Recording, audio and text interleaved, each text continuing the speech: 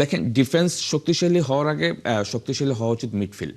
কারণ মিডফিল্ড থেকেই কিন্তু বলগুলি সাপ্লাই হয় অ্যাটাকিং থার্ডে। আমাদের একটা বড় প্রবলেম হচ্ছে আমরা একটা গোল কনসিড করার সাথে সাথে আরেকটা গোল সাথে সাথেই খেয়ে যাই 2 মিনিটের ব্যবধানে। 2 মিনিটের ব্যবধানে। তো এটার অন্যতম কারণ হলো যে আপনি যখন গোল কনসিড করবেন তখন আসলে মেয়েরা একটু নার্ভাস হয়ে যায়। সেকেন্ড হাফ নিয়ে যদি একটু কথা বলতে চাই, সেকেন্ড হাফে একেবারেই ছন্নছাড়া ফুটবল খেলেছে, যেটা আসলে আর গুছিয়েই উঠতে পারেনি বাংলাদেশ দল। সেই জায়গায় আসলে ডিফেন্ডারদের বেশ কিছু ভুল দেখা গেছে। ডিফেন্সটা কি আরো শক্তিশালী হওয়া বাংলাদেশের জন্য জরুরি কিনা? দেখেন ডিফেন্স শক্তিশালী হওয়ার আগে শক্তিশালী হওয়া উচিত মিডফিল্ড। কারণ মিডফিল্ড থেকেই কিন্তু বলগুলি সাপ্লাই হয় অ্যাটাকিং থার্ডে।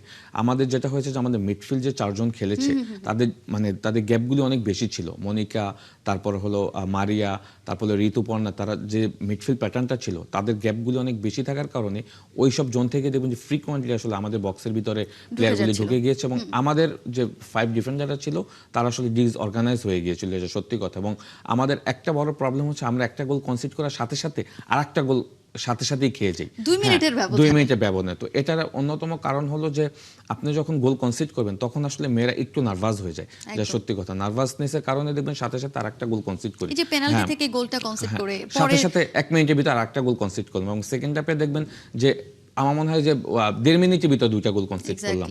তো এই জিনিসগুলি তো আসলে ভুল হচ্ছে। এটা আমার কাছে মনে হয় যে এইগুলি নিয়ে আবার কাজ করতে হবে, হ্যাঁ, যে এই ভুলগুলি কিভাবে হচ্ছে, কেন হচ্ছে।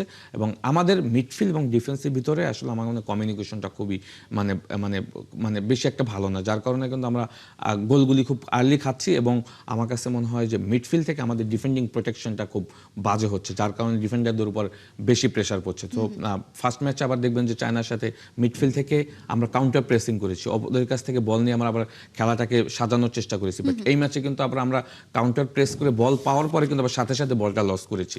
সুতরাং এইগুলি নিয়ে তো আসলে আমাদের অপোনেন্ট যখন স্ট্রং থাকবে এগুলি নিয়ে ইন ফিউচার আমরা কাজ করতে পারবো।